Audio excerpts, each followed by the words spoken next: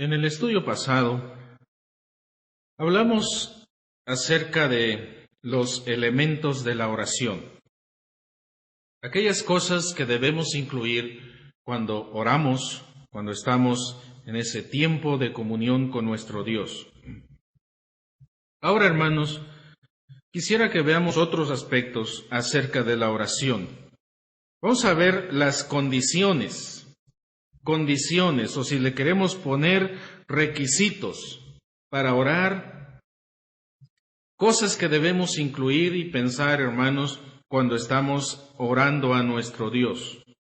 Condiciones, requisitos de la oración. Vamos a ver San Juan, capítulo 15, versículo 16. San Juan, el Evangelio de Juan, capítulo 15, versículo 16, que dice así: No me elegisteis vosotros a mí, sino que yo os elegí a vosotros, y os he puesto para que vayáis y llevéis fruto, y vuestro fruto permanezca, para que todo lo que pidiereis al Padre en mi nombre, Él os lo dé. Dice, hermanos, para que todo lo que pidiereis al Padre en mi nombre, Él os lo dé. Uno de los requisitos, hermanos, que Jesucristo nos está mostrando acerca de la oración es que debemos orar al Padre. El pasaje de Mateo, capítulo 6, versículo 9, también nos enseña lo mismo. Dice, Mateo 6:6. Mas tú cuando ores, entra en tu aposento y cerrada la puerta, ora a tu Padre que está en secreto, y tu Padre que ve en lo secreto te recompensará en público. Dice, ora a tu Padre que está en secreto. Y Juan dice, todo lo que pidiereis al Padre. Hermanos, cuando oramos, tenemos que orar al Padre. Recuerden, hermanos, que en el estudio anterior hablábamos de entrar en la presencia de Dios. Así como Isaías vio esa visión, nosotros, hermanos, entramos a la presencia de Dios, entramos a la presencia del Padre. Ahora, hermanos, la pregunta es, ¿por qué orar al Padre? ¿Por qué orar al Padre? ¿Por qué no al Espíritu Santo? ¿Por qué no al Hijo? ¿O por qué no a un santo? ¿A San Pablo o a San Pedro? ¿Por qué orar al Padre? Hermanos, porque Dios espera una conversación de padre a hijo. Eso es lo que Dios está esperando. Por eso nuestras oraciones tienen que ir al Padre. Porque la voluntad de Dios, hermanos, es que tengamos comunión con Él. Entonces, al dirigir nuestras oraciones, debe ser al Padre. Cuando oramos, debemos dirigir nuestra oración al Padre, porque Él quiere tener comunión con nosotros. Lucas 11, versículos 11 al 13, dice, ¿qué padre de vosotros, si su hijo le pide pan, le dará una piedra? ¿O si pescado en lugar de pescado le dará una serpiente? Y vean el 13. Pues si vosotros, siendo malos, sabéis dar buenas dádivas a vuestros hijos, ¿cuánto más vuestro Padre Celestial dará el Espíritu Santo a quien se lo pida? ¿Por qué tenemos que orar al Padre? Porque Él es bueno. Porque Él nos va a dar cosas buenas. Dice, ¿qué padre de vosotros, si su hijo le pide pan, le va a dar una piedra? Nadie de nosotros lo va a hacer. Si nuestro hijo nos está pidiendo pan, no le vamos a dar una piedra. O si nos está pidiendo, como dice aquí, pescado, le vamos a dar una serpiente. Cuando nos pide de comer, no le vamos a dar tierra. No. Nosotros, si somos malos, sabemos dar buenas cosas, entonces, ¿cuánto más Dios? Por eso es que tenemos que orar al Padre, porque Él es bueno y nos va a dar buenas cosas. Santiago, hermanos, la carta de Santiago, capítulo 1, hay otro aspecto también. Dice, Si alguno de vosotros tiene falta de sabiduría, pídala a Dios, el cual da a todos abundantemente y sin reproche, y le será dada. ¿Por qué orar a Dios? ¿Por qué orar al Padre? Porque Él es generoso. Él es generoso. Dice, el cual da a todos abundantemente y sin reproche. Dios da en abundancia, con generosidad. Hermanos, Dios no nos ha dado la mitad de su Espíritu Santo. Él nos ha dado el Espíritu Santo completo. Dios no nos ha dado solo una probadita de su amor. Él nos ha amado, como dice en el Antiguo Testamento en Jeremías, con amor eterno. Dios ha derramado, dice el apóstol Pablo también, Dios ha derramado su amor en nuestros corazones por el Espíritu Santo. Hermanos, Dios da en abundancia y por eso es que tenemos que orar al Padre, porque es generoso, porque nos da en abundancia y dice aquí, y sin reproche. Dios no nos va a decir para qué lo quieres, porque cuando Dios nos da, ya sabe para qué lo queremos. Y nos los da sin reproche. Además, hermanos, Dios también sabe todo. Mateo capítulo 6, versículo 7 dice, y orando, no uséis vanas repeticiones como los gentiles que piensan que por su palabrería serán oídos.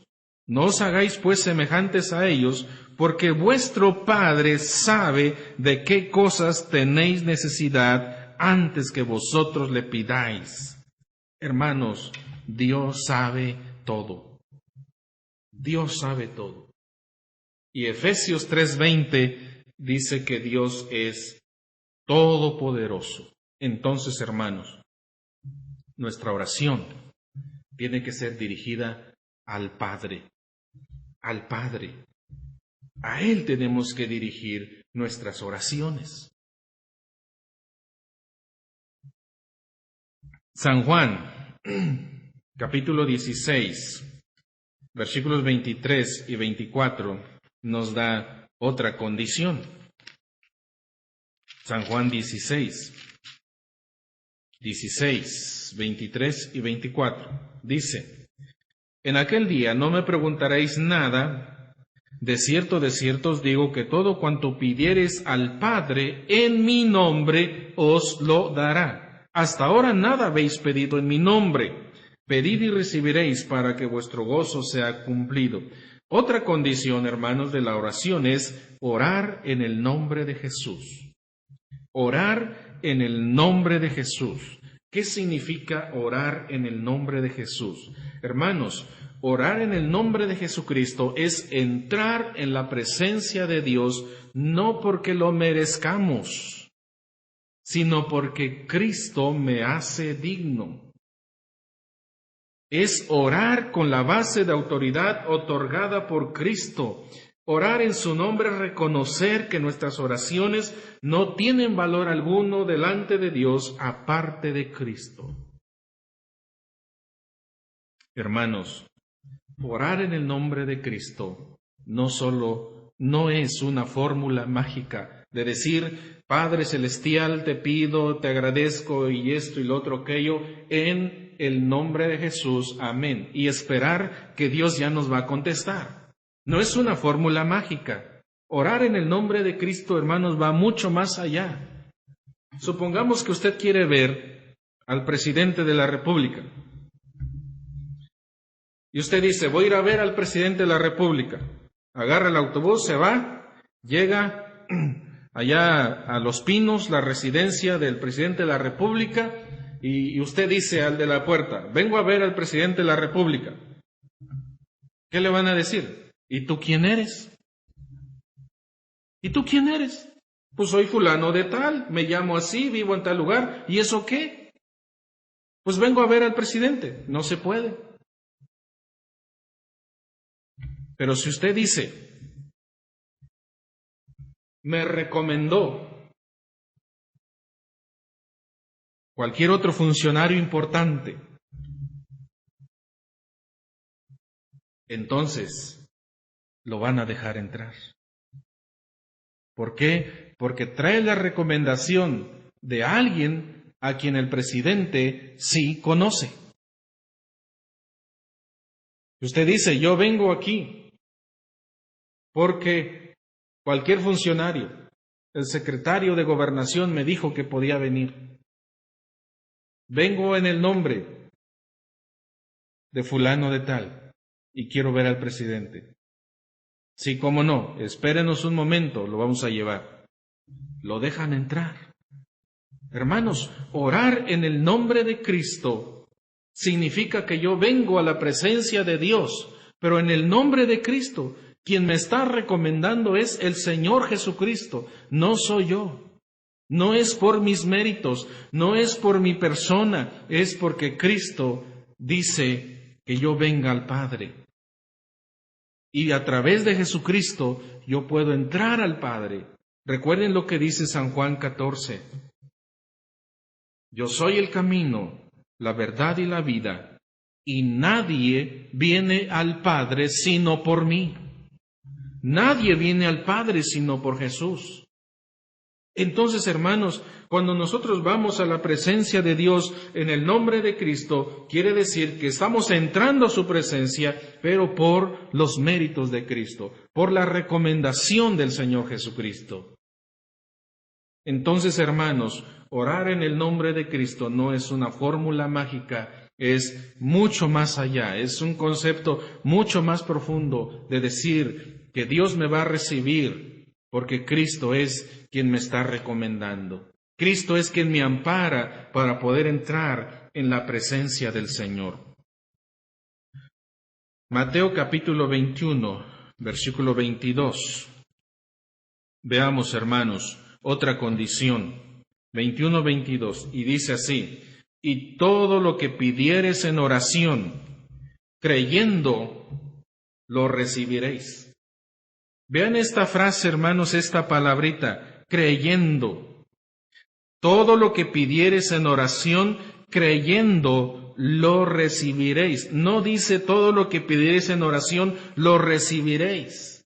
Dice, creyendo, lo recibiréis. Hermanos, una condición para orar es orar con fe. Dios ha prometido oírnos y contestarnos.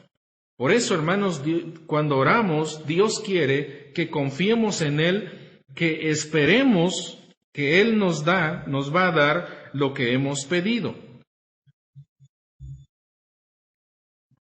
Santiago, regresando a Santiago, hermanos, 1, 6 y 7, dice así, pero pida con fe, no dudando nada, porque el que duda es semejante a la onda del mar, que es arrastrada por el viento y echada de una parte a otra. No piense pues quien tal haga que recibirá cosa alguna del Señor. Pida con fe, no dudando nada. Porque el que duda dice que es como la onda del mar, la ola en los mares, que es arrastrada por el viento, las lleva de un lugar a otro. Así son las olas. Y dice, hermanos, no piense pues quien tal haga que recibirá cosa alguna del Señor. Hermanos, si tú estás dudando cuando estás orando, si tú piensas, pues ¿para qué voy a orar? A lo mejor Dios no me va a contestar, a lo mejor Dios no me va a dar lo que le estoy pidiendo, pues es seguro que Dios no te lo va a dar, porque ya estás dudando. Debes pedir con fe, creer que Dios te lo va a dar. Dice, no dudando nada, porque si dudas, Dios no te va a dar nada. Hebreos, capítulo 11, versículo 6, dice, sin fe es imposible agradar a Dios, porque es necesario que el que se acerca a Dios crea que le hay y que es galardonador de los que le buscan. La condición para orar, hermanos, es que oremos con fe, creyendo, como dice Mateo, creyendo que Dios nos los va a dar. Dice, hermanos, en Hebreos, es necesario que el que se acerca a Dios crea que le hay Hermanos, si tú estás buscando salud de parte de Dios, es decir, que Dios te dé salud, debes creer que Dios tiene salud para ti. Si tú vas a Dios con una necesidad económica, tú tienes que pensar y creer que Dios tiene el dinero suficiente para darte lo que necesitas. Como dice Santiago también, si nos falta sabiduría, pidámosle a Dios. Si tú crees que Dios tiene sabiduría para darte, Dios te la va a dar, pero tienes que creer que Dios tiene. Dice aquí, hermanos, es necesario que el que se acerca a Dios crea que le hay. Si tú piensas, no, a lo mejor Dios no tiene dinero, ¿para qué le pido? Pues Dios no te va a dar nada, mi hermano. Tienes que creer que hay. Y aparte dice que es galardonador de los que le buscan.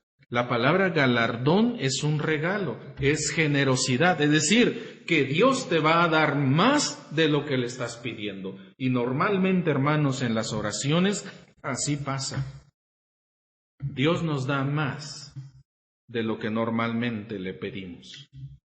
Dios galardona, Dios recompensa a los que le buscan. Entonces, hermanos, hay que orar con fe, sin dudar, creer que Dios tiene y creer que Dios nos va a contestar, hermanos. Entonces, Dios da respuesta a las oraciones. Pero hay que orar con fe, orar creyendo, no dudando. Si dudamos, como dice Santiago, es seguro que Dios no nos va a dar nada. Entonces, hermanos, en cierta manera, ni siquiera deberíamos orar. Es perder tiempo cuando oramos con dudas.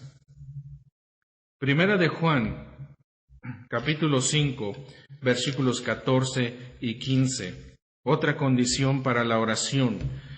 Y esta es la confianza que tenemos en Él, que si pedimos alguna cosa conforme a su voluntad, Él nos oye. Y si sabemos que Él nos oye en cualquier cosa que pidamos, sabemos que tenemos las peticiones que le hayamos hecho. Debemos orar conforme a la voluntad de Dios. Orar de acuerdo a la voluntad de Dios, de nuestro Padre. Ahora, Dios sabe cuáles cosas nos convienen y cuáles cosas realmente necesitamos. Entonces, ¿cómo podemos conocer su voluntad? Pues por la Biblia. Por la Biblia, Dios nos ha revelado su voluntad en su palabra. Cuando encontramos una promesa en la Biblia, es una seguridad absoluta que Dios nos las quiere dar.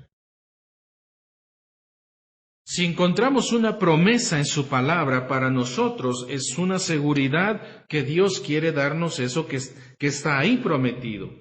Si cuando oramos encontramos una promesa específica, sabemos que Dios nos oye. Y dice, hermanos, y si Dios nos oye, sabemos que tenemos las peticiones que le hayamos hecho. Leo otra vez el pasaje, hermanos. Esta es la confianza que tenemos en Él, que si pedimos alguna cosa conforme a su voluntad, Él nos oye. Si pedimos alguna cosa conforme a su voluntad, Él nos oye. Y si sabemos que Él nos oye en cualquier cosa que pidamos, sabemos que tenemos las peticiones que le hayamos hecho. Si oramos conforme a su voluntad, Él nos escucha.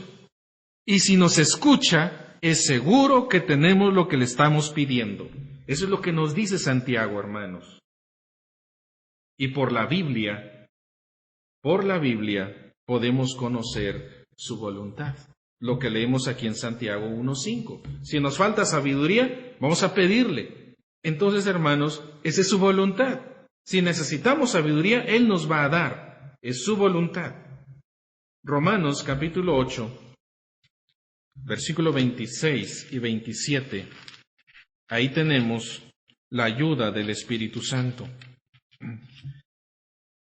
8:26. Y de igual manera el Espíritu nos ayuda en nuestra debilidad, Pues qué hemos de pedir como conviene no lo sabemos, pero el Espíritu mismo intercede por nosotros con gemidos indecibles.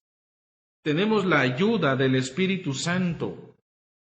Y dice el 27, mas el que escudriña los corazones sabe cuál es la intención del Espíritu, porque conforme a la voluntad de Dios intercede por los santos.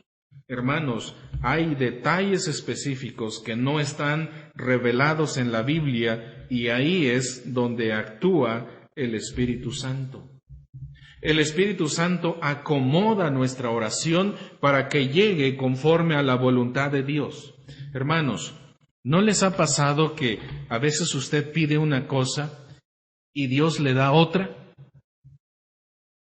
¿No les ha pasado?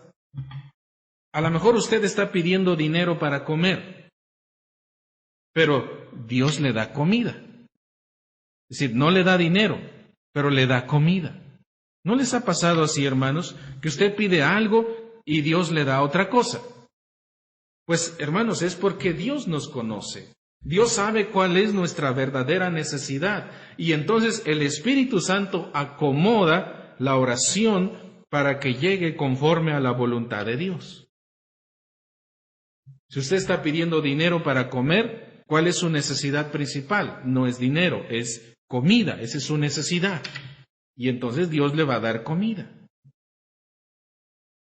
¿Por qué? Porque el Espíritu nos está ayudando en nuestra oración. El Espíritu Santo nos ayuda, acomoda nuestra oración para que de esta forma, hermanos, llegue bien a la presencia del Señor y Él nos dé, nos conteste y supla, hermanos, nuestras necesidades. Otro requisito, hermanos, para la oración.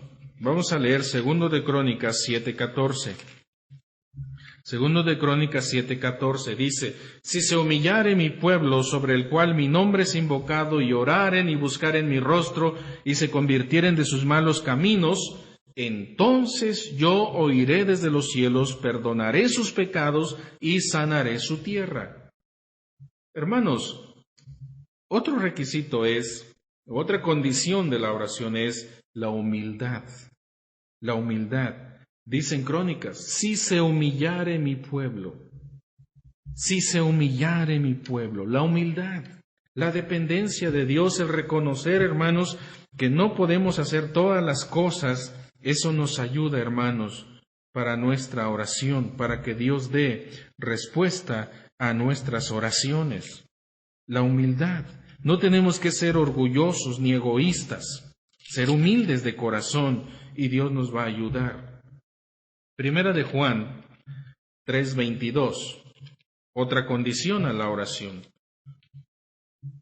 Dice, y cualquiera cosa que pidiéremos, la recibiremos de Él, porque guardamos sus mandamientos y hacemos las cosas que son agradables delante de Él.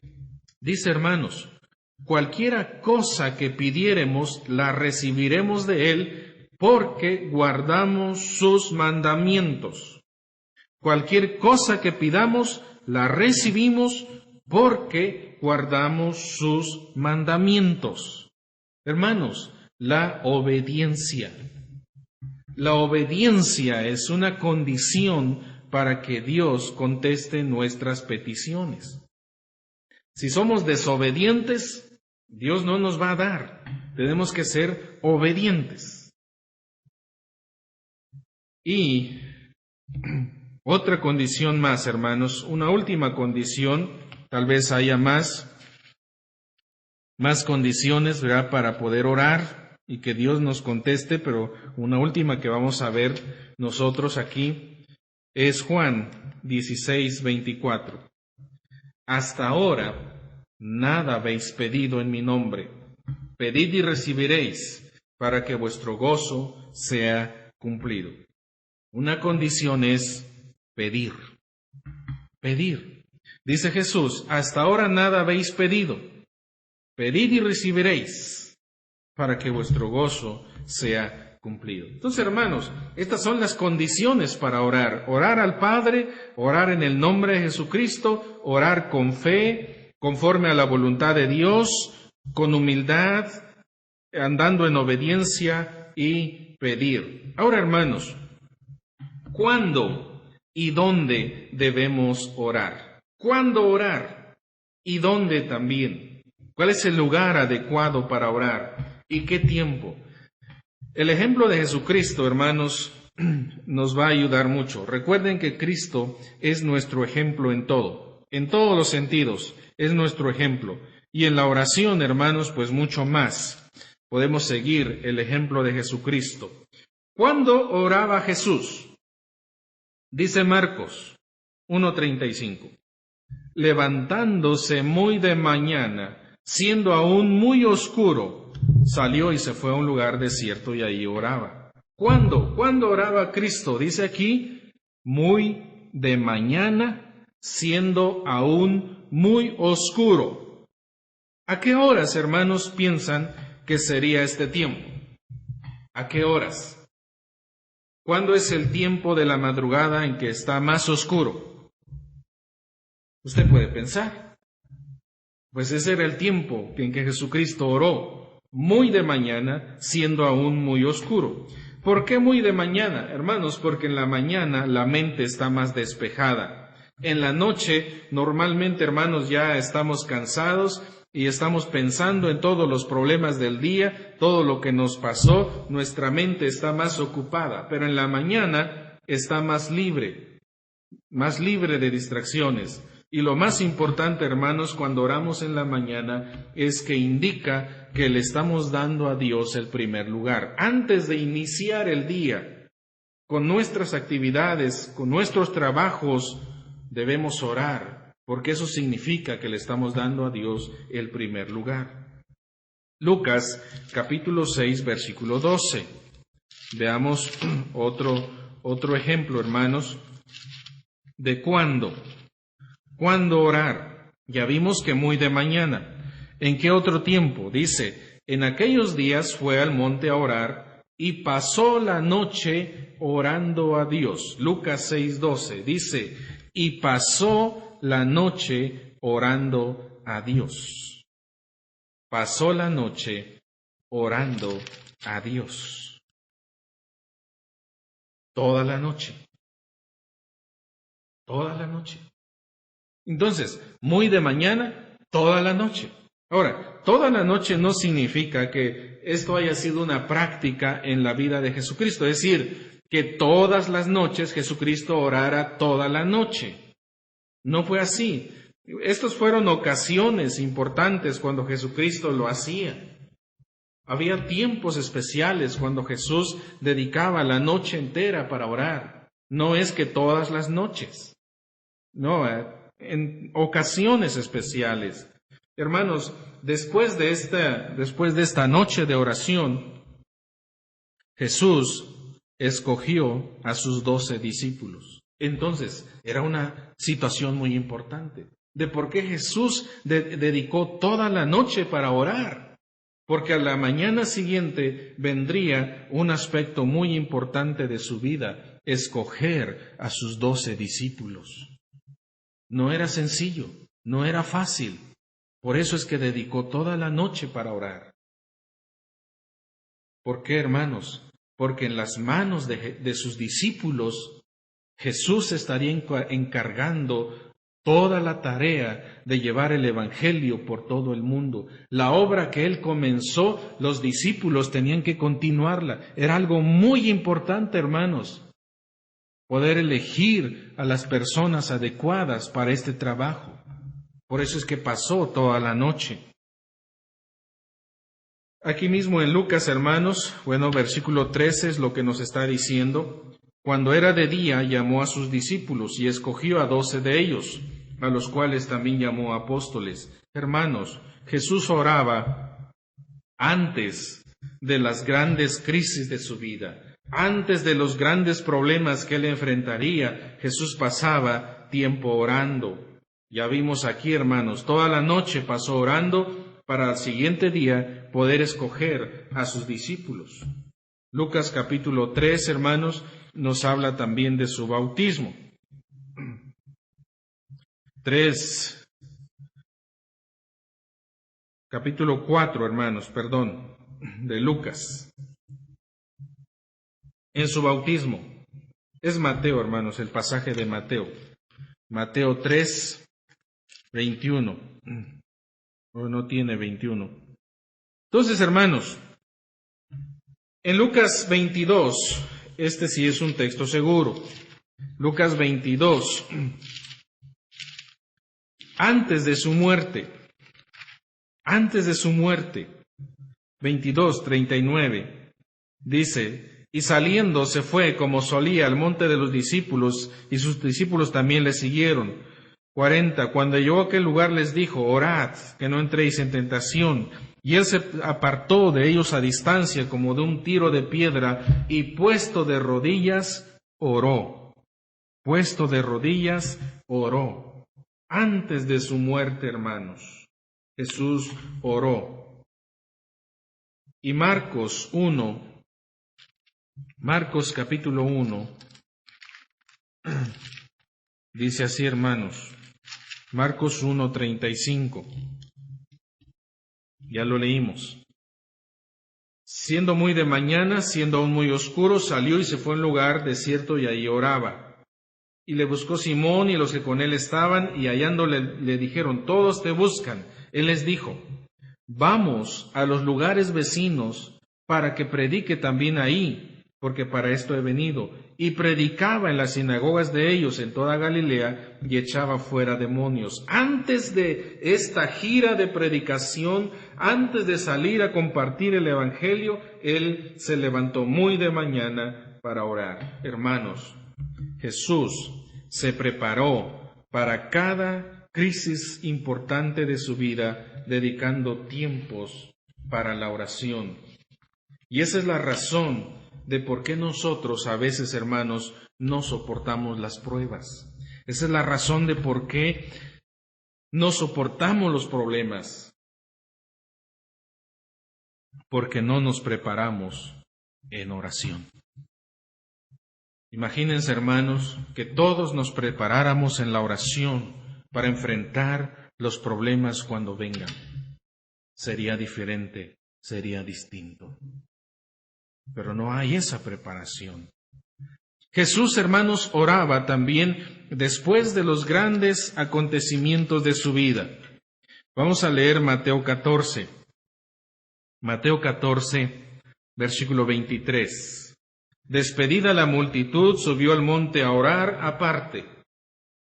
¿Cuál multitud, hermanos? La multitud de los 5,000 varones que les dio de comer, tomando solamente los 5 panes y los 2 peces.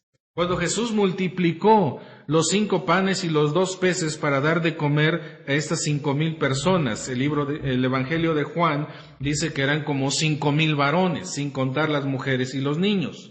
Entonces, si cada varón tenía su mujer y por lo menos un hijo, estamos hablando de 15,000 personas. Pero posiblemente había más de 20,000 personas ahí.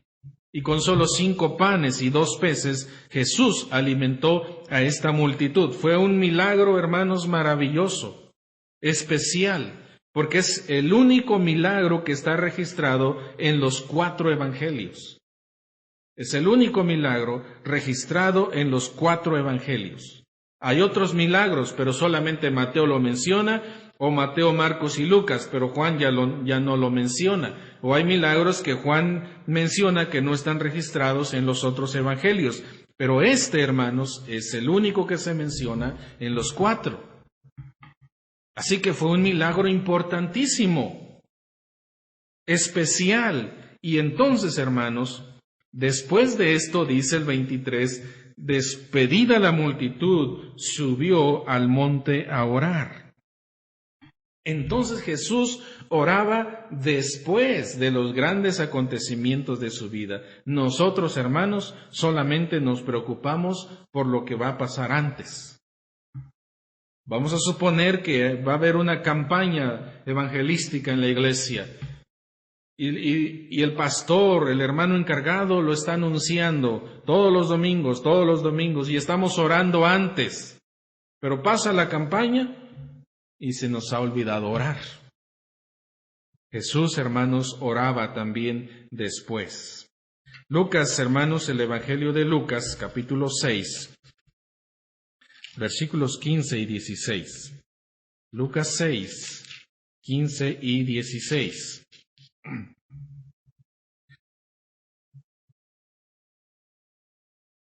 Dice así, hermanos. Mateo, Tomás, Jacobo, hijo de Alfeo, Simón, llamado Celote, Judas, hermano de Jacobo, y Judas Iscariote, que llegó a ser el traidor. Y vean lo que dice después. Y descendió con ellos y se detuvo en un lugar llano en compañía de sus discípulos y de una gran multitud de gente de toda Judea, de Jerusalén y de la costa de Tiro y de Sidón, que habían venido para oírle y para ser sanados de sus enfermedades. Y los que habían sido atormentados de espíritus inmundos eran sanados, y toda la gente procuraba tocarle, porque poder salía de él y sanaba a todos. Y Jesús, hermanos, tenía tiempos demasiado ocupados. Mucho tiempo, hermanos, demasiado ocupados. Aquí lo vemos, hermanos, trabajando muy duro, muy fuerte, con muchas necesidades, porque la gente venía a él con muchas necesidades y tenía que atenderles. Ahora, hermanos, en Marcos, capítulo 3, dice: y se agolpó de nuevo la gente, de modo que ellos ni aún podían comer. En capítulo 6, versículo 31, dice así, 6:31, y les dijo: venid vosotros aparte a un lugar desierto y descansad un poco, porque eran muchos los que iban y venían, de manera que ni aún tenían tiempo para comer. Pero hermanos, aún en medio de estas ocupaciones, Jesús tenía tiempo para orar. No tenía tiempo para comer, no tenía tiempo para descansar, pero sí tenía tiempo para orar, para dedicarle a su Padre. Primera Tesalonicenses, capítulo 5, versículo 17, un versículo que ya hemos leído: orad sin cesar. ¿Qué quiere decir, hermanos? Que debemos orar en todo tiempo, orar en todo tiempo, en todo momento. Existen muchas ocasiones cuando debemos orar, cuando tengamos necesidad de algo, cuando estemos pasando por algún problema difícil, cuando todo marche bien. Es decir, hermanos, la oración tiene que ser un hábito diario del cristiano. Ahora, hermanos, la pregunta que hicimos antes: ¿dónde? ¿Dónde debemos orar? ¿En qué lugar? Pues ya vimos el ejemplo de Jesucristo en Marcos 1:35 y también en Marcos 6:46 y también en Lucas. Por lo menos ahí se mencionan 3 lugares. Dice en Marcos 1:35 que se fue a un lugar desierto y ahí oraba. En Marcos 6 dice que se fue al monte. En Lucas 22 fue en el huerto. Hermanos, el templo, aunque nosotros le llamamos la casa de oración, pero no es el único lugar donde podemos orar. No quiere decir, hermanos, que cada vez que yo quiera orar voy a ir al templo. Sí, vamos al templo porque nos reunimos como iglesia, y yo no digo que no vayamos al templo.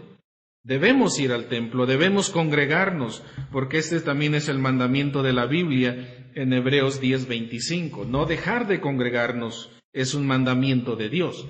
Pero hay otros lugares donde nosotros solos en la semana podemos orar. Podemos orar en casa, podemos orar en el trabajo, podemos orar en la milpa, podemos orar en el camión, en cualquier lugar, en el camino por donde vayamos, podemos orar. Cualquier lugar, hermanos, es bueno para orar. Y Jesús, hermanos, nos da este ejemplo. En cualquier lugar podemos orar. Y hermanos, otro aspecto de la oración. ¿Por quiénes debemos orar? ¿Por quiénes debemos orar? A través de la oración, hermanos, podemos ayudar a muchas personas. Efesios 6:18. Vamos a ver estos versículos para que estemos orando bíblicamente. Es decir, la Biblia nos dice por quiénes debemos orar y por ellos tenemos que orar. Lucas 6. Efesios 6, 18. Dice Efesios 6, 18. Orando en todo tiempo y súplica en el Espíritu y velando en ello con toda perseverancia y súplica por todos los santos. Debemos orar por todos los santos. Ahora, hermanos, ¿quiénes son los santos? No es San Pablo, no es San Pedro, no es San Lucas, no es San Antonio. Dice aquí todos los santos. Todos los santos somos nosotros, todos los creyentes. Todos los creyentes, hermanos, la Biblia nos llama santos. Así que Efesios dice que oremos por todos los creyentes. Por todos los creyentes. Podemos ayudarnos los unos a los otros por medio de la oración. Todo cristiano verdadero forma parte de la familia de Dios y por él debemos orar. Y debemos ayudarnos, hermanos, en la oración. Versículo 19 dice, y por mí, a fin de que al abrir mi boca me sea dada palabra para dar a conocer con denuedo el misterio del Evangelio. Dice, y por mí. Ahora, ¿quién es ese mí? Pues aquí es el apóstol Pablo. ¿Y quién era Pablo? Pablo era un siervo de Dios. Entonces, ¿qué nos enseña Efesios 19? Nos enseña que podemos orar por todos los siervos de Dios. Los siervos de Dios son aquellos que trabajan para ayudar a los creyentes a crecer en su vida espiritual. El pastor, los líderes de la iglesia, los maestros de escuela dominical, los que enseñan a los niños, los que enseñan a los jóvenes, los que enseñan a las hermanas, los que enseñan a los varones, en fin, todo aquel que está participando en un ministerio de la iglesia, los misioneros, los que evangelizan. Podemos ayudar a estos obreros orando por ellos. Debemos orar, hermanos, por su vida espiritual, como por su ministerio, como por sus familias, como también por sus necesidades personales. ¿Y qué dice, hermanos, Mateo 9, 37? La mies es mucha y los obreros pocos. Rogad, pues, al Señor de la mies que envíe obreros a su mies. Debemos orar, hermanos, para que Dios envíe más obreros. Entonces, orar por los siervos de Dios. Pero, hermanos, también podemos orar por nosotros mismos.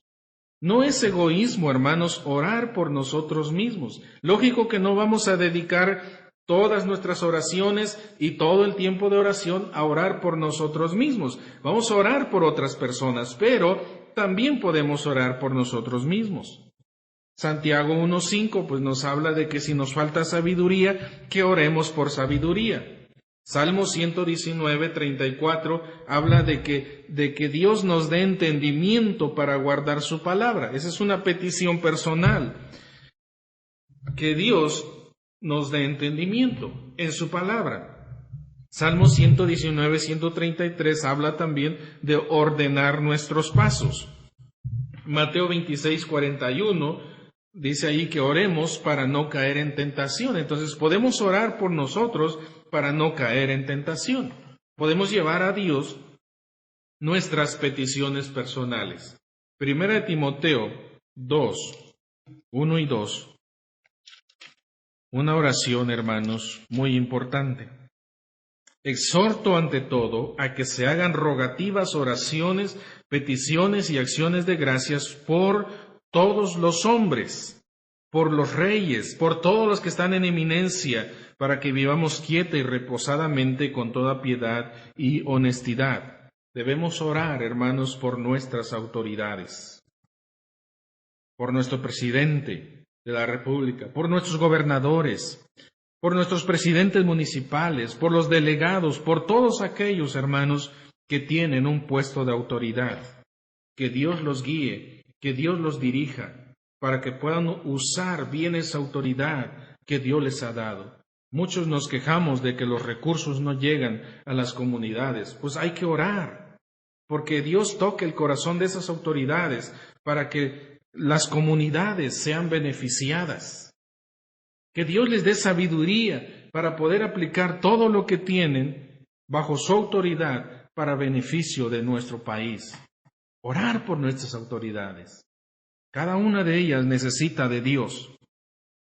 Mateo 5:44 menciona que debemos orar aún por nuestros enemigos. Aún por nuestros enemigos debemos orar.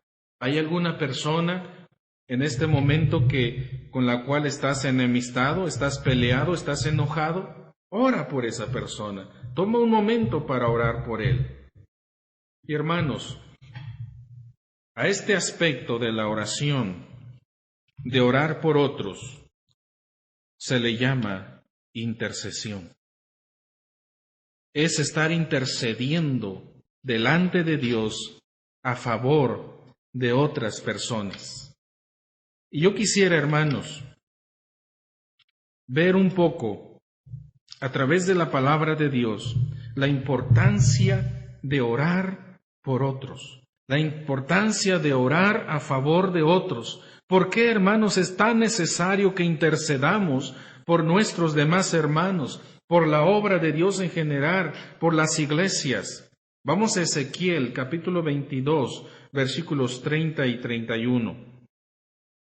Ezequiel 22, 30 y 31, y dice así, hermanos: y busqué entre ellos hombre que hiciese vallado, y que se pusiese en la brecha delante de mí a favor de la tierra, para que yo no la destruyese, y no lo hallé.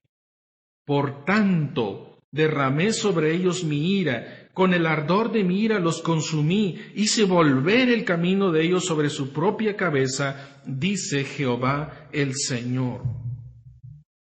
Hermanos, dice el versículo 30, busqué un hombre que hiciese vallado, que se pusiese en la brecha delante de mí a favor de la tierra, para que yo no la destruyese, y no lo encontré, no lo hallé. Por tanto, derramé mi ira, los consumí, hice volver el camino de ellos sobre su propia cabeza, dice Jehová el Señor.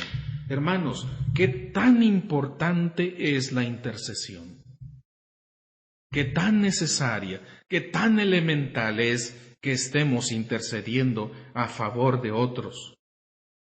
Interceder, hermanos, significa ponerse en medio. Dice aquí que hiciese vallado y que se pusiese en la brecha delante de mí a favor de la tierra. Que se ponga en medio es presentar súplicas, peticiones, ruegos a Dios a favor de otros. Es buscar el auxilio de Dios para otras personas, a favor de otros hermanos.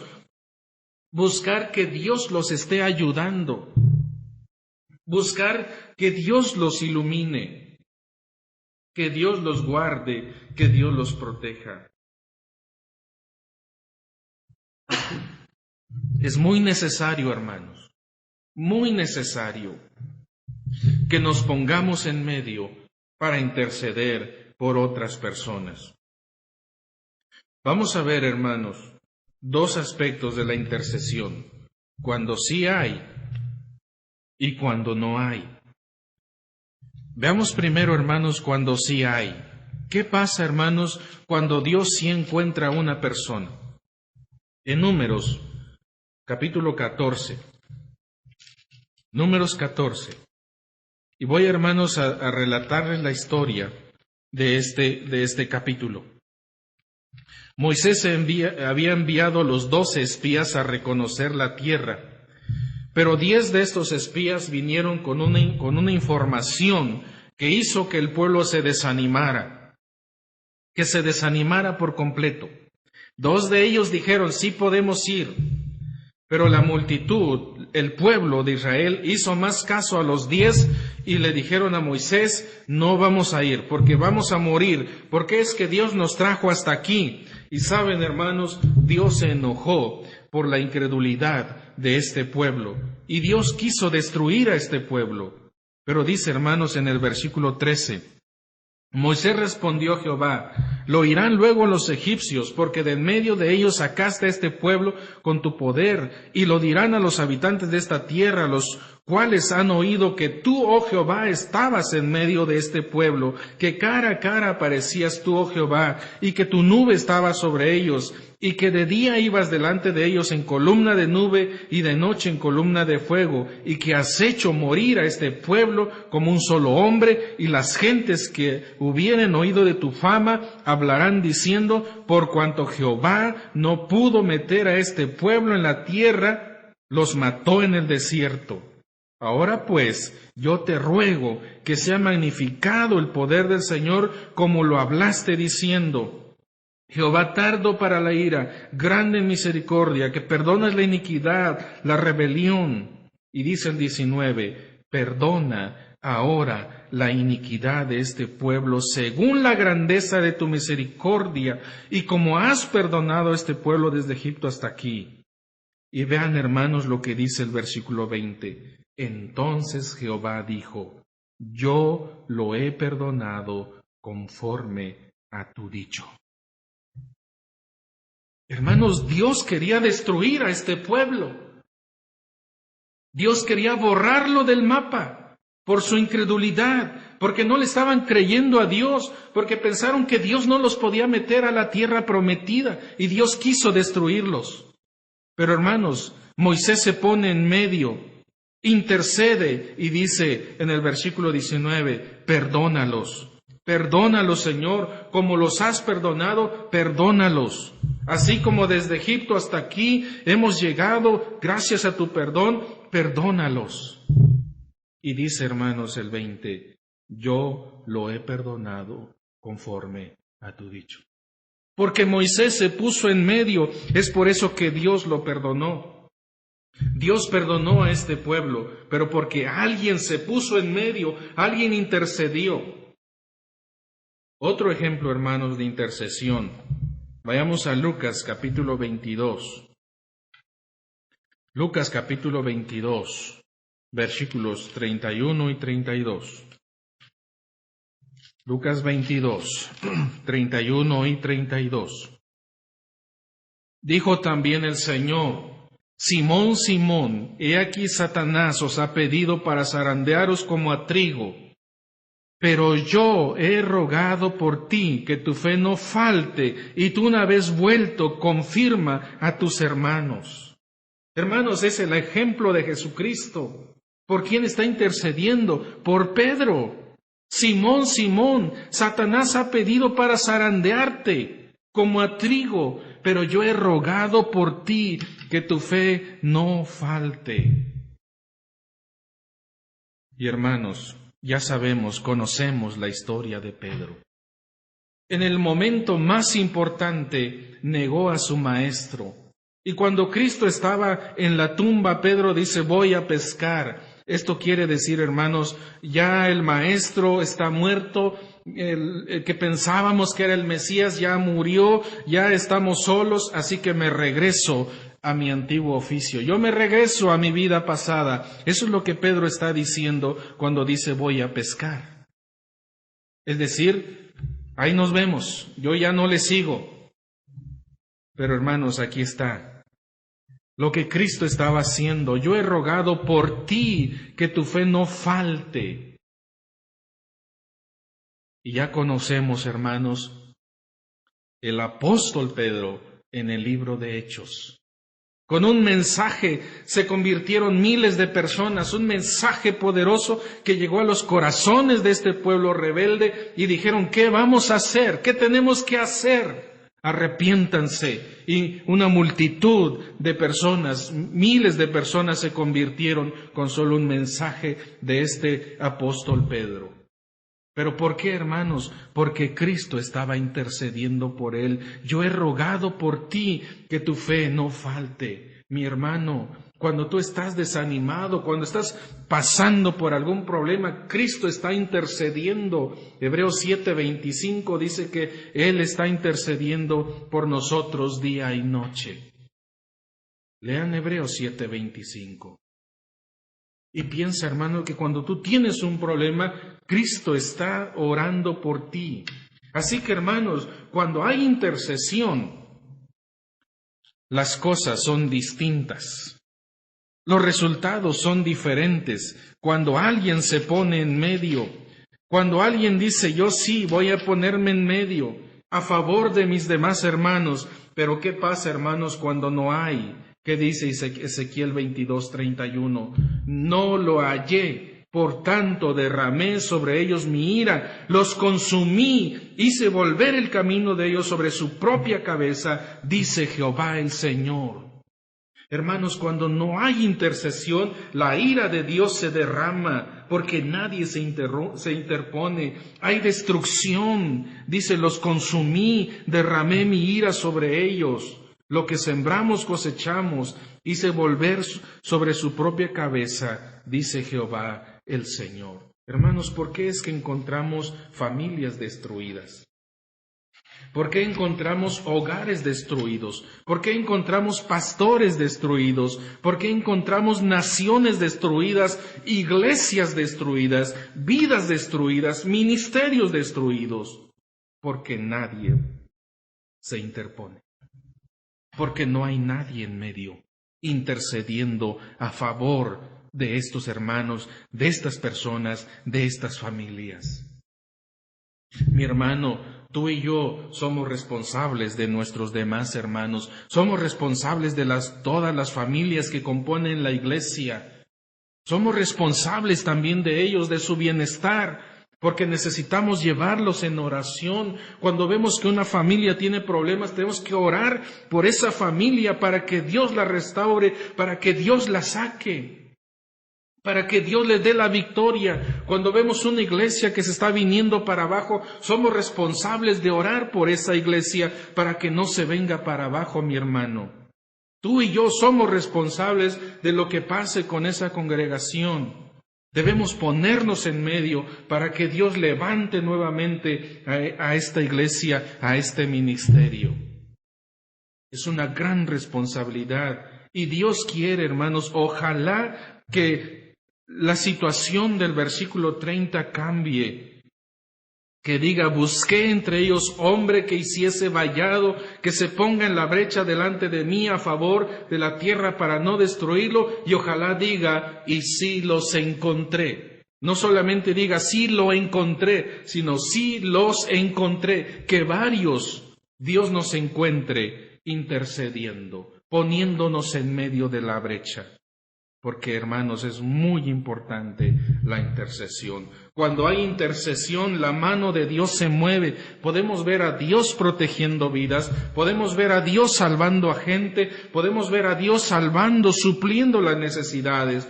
El poder se manifiesta cuando estamos, hermanos, en oración. Pero cuando no hay intercesión, entonces Satanás aprovecha. El diablo aprovecha. Por eso hay iglesias frías, por eso hay vidas destruidas, por eso hay familias separadas, matrimonios que se divorcian, porque no hay intercesión. Hermanos, la intercesión no es fácil. Cuando nosotros empezamos a interceder, Dios empieza a trabajar y esto pone nerviosos a los demonios y entonces, hermanos, salen a defenderse y entramos en una lucha espiritual, en una batalla espiritual, porque nosotros queremos rescatar de las manos del enemigo a este hermano, a esta familia, a esta iglesia, a este pastor, lo queremos sacar de las manos del enemigo, pero él no lo quiere dejar y estamos luchando. Pero es una lucha espiritual, es una batalla espiritual en oración. Hermanos, qué grande es la oración. El poder de la oración no puede ser limitado ni por el tiempo, ni por la distancia, ni por la edad, ni por la incapacidad, ni los cambios políticos en el país. Nada, hermanos, limita a la oración. Usted puede salvar a través de la oración a una persona que esté en otro país. Dios puede estar protegiendo a un hermano en otro lugar por su oración. La oración no tiene límites. La única limitación es nuestra negligencia, nuestra falta de orar. Pero hermanos, nada limita a la oración. La oración, hermanos, es un poder grande, maravilloso, que está en nuestras manos. Yo quiero que piensen en esto, mi hermano, mis hermanos. Todo el poder de Dios está en nuestras manos para usarlo para bendición, para beneficio de otras personas. Pero si no oramos, no tenemos nada. Pero cuando oramos, hermanos, es un poder maravilloso, es un poder incalculable que tenemos a nuestra disposición. Todo el poder de Dios está a nuestra disposición cuando dedicamos tiempo a la oración.